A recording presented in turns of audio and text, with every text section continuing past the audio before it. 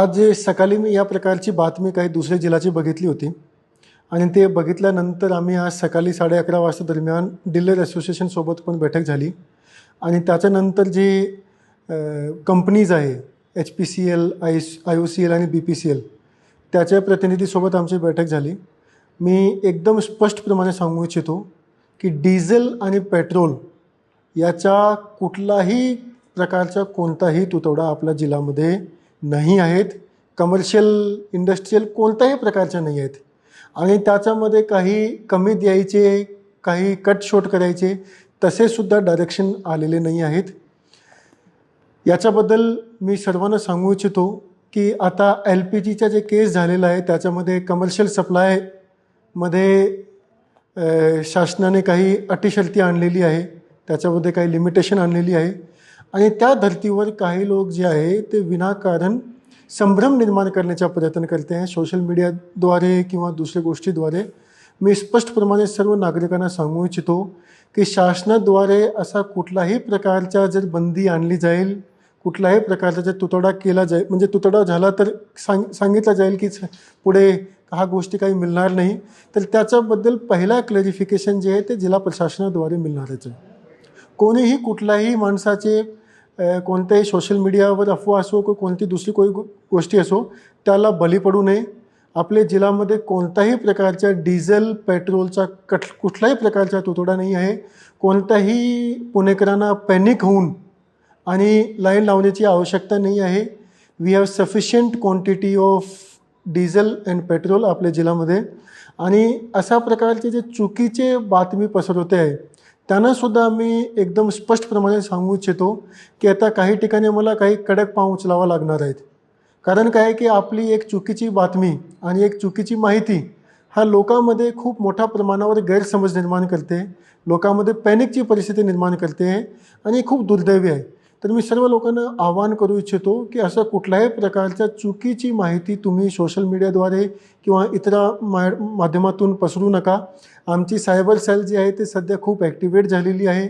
Social मीडियावर असो किंवा दुसरी ठिकाणी असो कोणी कुठल्याही प्रकारच्या चुकीच्या मेसेज टाकत असेल तर तेही आम्हाला निर्देशनास येते आणि आता आम्ही डिसाईड केलेलं आहे. आज आम्ही पोलीससोबत याच्याबद्दल चर्चा पण केलेली आहे की अशा प्रकारच्या जे चुकीच्या माहिती याच्यापुढे कोणी पसरवली जाणून बुजून त्याच्यामध्ये कुठल्याही प्रकारचं तथ्य नसताना तर त्या केसमध्ये त्या माणसावर IT ॲक्ट खाली आणि दुसरे जे कायदे आहेत त्याच्याखाली कडक कारवाई केली जातील. कारण काय आहे की लोकांमध्ये अशा प्रकारचा संभ्रम निर्माण करून कायदा सुव्यवस्थेचा प्रश्न निर्माण करणे हा खूप मोठा विषय आहे ज्याच्यावर आमचं विशेष लक्ष आहे आणि याच्यामुळे जिल्हाधिकारी म्हणून आम्ही सर्वांना आवाहन करू इच्छितो. 2 गोष्टीचा परत मी सांगू इच्छितो. कुठल्याही प्रकारच्या पेट्रोल डिझेलचा तुटवडा नाही आहे, त्याच्याबद्दल कोणाला काही घाबरायची आवश्यकता नाही आहे. आणि दुसरी गोष्टी की कोणी जर या प्रकारच्या चुकीची माहिती पसरवत असेल तर त्याच्यावर नियमानुसार योग्य कारवाई केली जातील. याच्यामध्ये एक आणखीन मी स्पष्ट करू इच्छितो की काही ठिकाणी असा एक जे एजन्सीज आहे डिझेल पेट्रोल एजन्सीज जे पेट्रोल पंप्स आहे त्याची अशी गैरसमज झाली होती की जे सप्लायर्स आहे जे कंपनीज आहेत ते जे सध्या पेट्रोल डिझेल देते त्याने ते कालावधी लिमिट केली आहे, म्हणजे 3-4 तासाचीच केली आहे. तर याच्याबद्दलसुद्धा आमची आज दुपारी मीटिंग झाली सर्व सर्व कंपनीसोबत आणि त्याने एकदम स्पष्टप्रमाणे आम्हाला सांगितलेलं आहे की कोणत्याही प्रकारचे तासामध्ये अटी आणलेली नाही आहेत. आधी जशा पद्धतीने सिस्टम होते की काही कंपनीज जे आहे ते सकाळी 6:30 वाजेपासून रात्री 11 वाजेपर्यंतसुद्धा पेट्रोल डिझेल सप्लाय करत होते. दुसरे काही कंपनीजची वेगवेगळी वेळ आहे, तर ते आधीची जी वेळ होती ते आतासुद्धा कंटिन्यू आहे. त्याच्यामध्ये कुठल्याही प्रकारचा बदल केला गेला नाही आहे आणि कोणत्याही प्रकारची जे आहे ते असा सिस्टमसुद्धा नाही आला आहे की याला कट करायचे किंवा दुसऱ्याला जास्त द्यायचे, अशा कुठल्याही प्रकारची गोष्टी झालेली नाही आहेत. हाच पार्श्वभूमीवर आम्ही आणखीन एक गोष्टी सांगू इच्छितो की आपण काही दिवसाआधी एक LPGबद्दलसुद्धा आम्ही मीटिंग घेतली होती. LPGबद्दल आम्ही स्पष्ट डायरेक्शन पण दिले होते की 4 दिवसाच्या आत म्हणजे 96 तासाच्या आत लोकांना सिलेंडर जे आहे ते त्याच्या घरीमध्ये मिळून जातील. त्याच्यामुळे पुण्यामध्ये कुठल्याही प्रकारची लाईन त्याच्यानंतर लागली नाही. लोकांना आपण सिलेंडरसुद्धा घरीमध्ये देतो आहे. 4 दिवसाच्या आत आपण प्रत्येक घरामध्ये पोहोचवण्यासाठी आपण प्रयत्नशील आहोत आणि त्याच्यामध्ये आपण बऱ्यापैकी यशस्वी पण होतो आहे. मात्र काही ठिकाणी काय असतो, हे गोष्टी सांगणे खूप महत्त्वाचं आहे जेणेकरून लोकांमध्ये संभ्रम निर्माण होऊ नये. काही ठिकाणी काही लोक सांगतात की आम्ही बुकिंग केला पण सिलेंडर मिळाला नाही.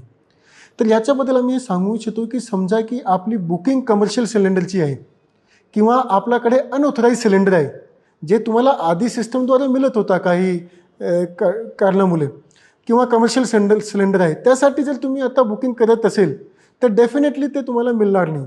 डोमेस्टिक गॅस सिलेंडरची 25 दिवसाची अट आहे. त्या 25 दिवसाच्या आधी जर आपण अप्लाय केलेलं आहे तर आपल्याला 25 दिवस थांबावं लागणार आहेत. ते 25 दिवस झाल्यानंतरच तुम्हाला मिळेल. आता रामनवमी आलेली आहे आणि रामनवमीसोबत बरेचसे ठिकाणी लोकांचे त्योहार, काही घरामध्ये काही उत्सव पण चालू आहे. तर त्याच्याबद्दलही सुद्धा आम्ही सांगू इच्छितो की त्याच्यामध्ये जे डोमेस्टिक सिलेंडर आहे तो डोमेस्टिक सिलेंडर सर्वांना मिळेल. मात्र जे कमर्शियल सिलेंडर आहे त्याच्याबद्दल जी अटी शर्ती केंद्र शासनाने जी आणलेली आहे ते सर्वांना लागू राहते आहे. डोमेस्टिक सिलेंडरच्या कुठल्याही प्रकारचा तुटवडा होत नाही आहे. आम्ही दर दिवशी सर्व कंपनीज, सर्व एजन्सीज, आमच्याकडे जवळपास पुण्यामध्ये 250 गॅस एजन्सीज आहेत, त्याच्यासोबत आम्ही दर दिवशी बोलतो आहे. आमच्याकडे लोकांचे काही मेसेजेस पण येतात की आम्हाला अजून 2 दिवस झाले किंवा 3 दिवस झाले अजून सिलेंडर मिळाला नाही आहे. त्याची आम्ही तपासणी करून त्यांना इमिडिएटली एन्शुअर करतो की सिलेंडर त्याच्या घरी मिळाला पाहिजे. आम्ही आमच्या स्तरावर सर्व महत्त्वाचे जे पाव जे आहे ते सर्व उचलतो आहे आणि गॅस एजन्सीसुद्धा दिवस रात्र याच्याबद्दल काम करत आहेत. आम्ही आज बैठक घेतली, त्याच्यानंतर सर्व गॅस एजन्सीजने त्याचे मनुष्यबळ पण वाढवलेले आहे, त्याचे जे डिलिव्हरी बॉयज पण वाढवलेले आहे. पण काही वेळी काय असतो की जेव्हा डिलिव्हरी करण्यासाठी माणसं जातो तेव्हा तो घरी भेटत नाही आहे आणि मग तो रात्रीला परत येतो. ते परत कॉन्टॅक्ट करतात आणि मग ते सांगतात की 4 दिवस झाले आम्हाला मिळालं नाही आहे. तर आम्ही ज्या लोकांनी डिलिव्हरी बुक केलेली आहे त्यांनाही आम्ही सांगू इच्छितो की आपला जे नंबर आहे, जे फोन नंबर आहे, ज्याच्याद्वारे तुम्हाला OTPद्वारे तुम्ही बुक केलेली आहे, बुकिंग झाल्यानंतर तुमचा मोबाईल ऑन ठेवा, जेणेकरून जे डिलिव्हरी बॉय तुम्हाला जेव्हा कॉन्टॅक्ट करतील तेव्हा तुमचा कॉन्टॅक्ट झाला पाहिजे, जेणेकरून जे 96 तासाची जे आपण एक हमी दिलेली, एक जे प्रॉमिस केलेलं आहे त्याच्यामध्ये आपण यशस्वीप्रमाणे तुम्हाला ते सिलेंडर देऊ शकतो.